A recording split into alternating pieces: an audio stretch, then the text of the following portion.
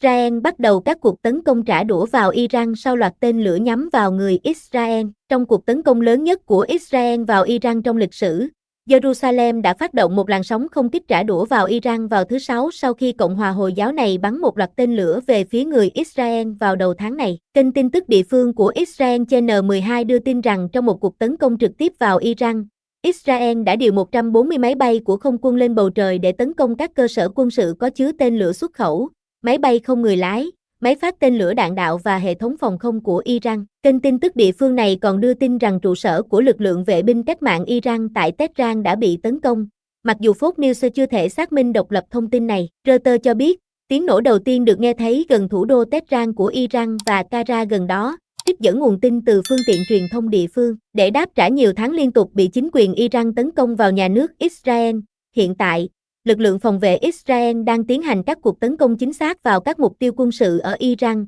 Lực lượng phòng vệ Israel cho biết trong một tuyên bố, chế độ ở Iran và các lực lượng ủy nhiệm của họ trong khu vực đã liên tục tấn công Israel kể từ ngày 7 tháng 10, trên 7 mặt trận, bao gồm các cuộc tấn công trực tiếp từ lãnh thổ Iran. Giống như mọi quốc gia có chủ quyền khác trên thế giới, nhà nước Israel có quyền và nghĩa vụ phải đáp trả. Năng lực phòng thủ và tấn công của chúng tôi đã được huy động toàn diện. Chúng tôi sẽ làm mọi thứ cần thiết để bảo vệ nhà nước Israel và người dân Israel. Một quan chức Hoa Kỳ nói với Fox News rằng Tổng thống Biden và Phó Tổng thống Harris đã được thông báo về các cuộc không kích và đang theo dõi chặt chẽ các diễn biến. Hai quan chức quốc phòng Hoa Kỳ nói với Fox News vào tối thứ Sáu rằng Hoa Kỳ đã được thông báo trước về kế hoạch tấn công Iran của Israel vào sáng sớm thứ Bảy theo giờ địa phương để trả đũa cuộc tấn công ngày 1 tháng 10 của Iran. Hai quan chức quốc phòng cũng nói với Fox News rằng Hoa Kỳ không liên quan đến hoạt động của Israel. Đại sứ của Israel tại Liên Hợp Quốc phản ứng với Iran sẽ rất đau đớn. Người phát ngôn của Hội đồng An ninh Quốc gia Shin Savet xác nhận thêm trong một tuyên bố rằng Israel đã tiến hành các cuộc không kích trả đũa. Chúng tôi hiểu rằng Israel đang tiến hành các cuộc tấn công có mục tiêu vào các mục tiêu quân sự ở Iran như một cuộc tập trận tự vệ và để đáp trả cuộc tấn công bằng tên lửa đạn đạo của Iran vào Israel vào ngày 1 tháng 10, thì ông nói, chúng tôi muốn giới thiệu bạn đến chính phủ Israel để biết thêm thông tin về hoạt động của họ.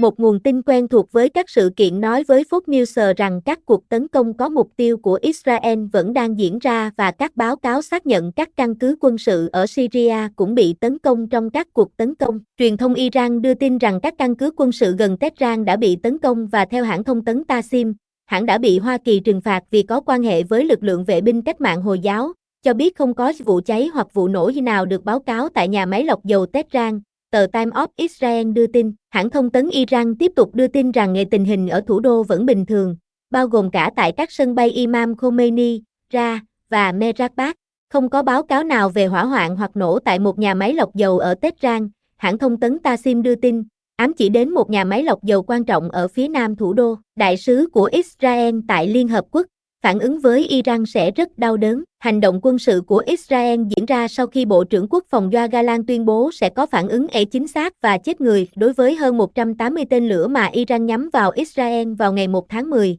Một số trong số đó đã bị đánh chặn với sự giúp đỡ của Hoa Kỳ. Tuần trước, trong quá trình chuẩn bị cho cuộc tấn công của Israel, có thông tin cho biết lực lượng phòng vệ Israel đã trình một danh sách các mục tiêu tiềm năng cho Thủ tướng Benjamin Netanyahu và Gallant khi các quan chức tiến hành về phối hợp nhạy cảm với các quốc gia khác ở Trung Đông. Chế độ này dễ bị tổn thương và chúng ta phải quyết định thông điệp nào chúng ta muốn gửi đến họ. Đại sứ Israel tại Liên Hợp Quốc Danny Danon cũng nói với Fox News Digital, chế độ Iran sẽ rất đau đớn và họ sẽ phải cân nhắc kỹ trong tương lai về việc có nên tấn công Israel hay không. Lực lượng vệ binh cách mạng Hồi giáo Iran cho biết loạt tên lửa mà họ bắn vào Israel vào ngày 1 tháng 10 là để trả đũa cho vụ giết chết thủ lĩnh Hezbollah Hassan Nasrallah ở Beirut, Lebanon, trong một cuộc không kích của Israel và vụ giết chết thủ lĩnh chính trị của Hamas Ismail Haniyeh ở Tehran vào tháng 7. Sau đó, Israel đã tiêu diệt thủ lĩnh Hamas Yahya Sinwar trong một chiến dịch quân sự ở dải Gaza vào ngày 16 tháng 10. Lãnh tụ tối cao của Iran, Đại giáo chủ Ali Khamenei trước đây đã gọi Nasrallah là người cầm cờ kháng chiến trong khu vực. Máu của người tử vì đạo sẽ không được trả thù, Khamenei nói sau cái chết của Nasrallah, theo Reuters.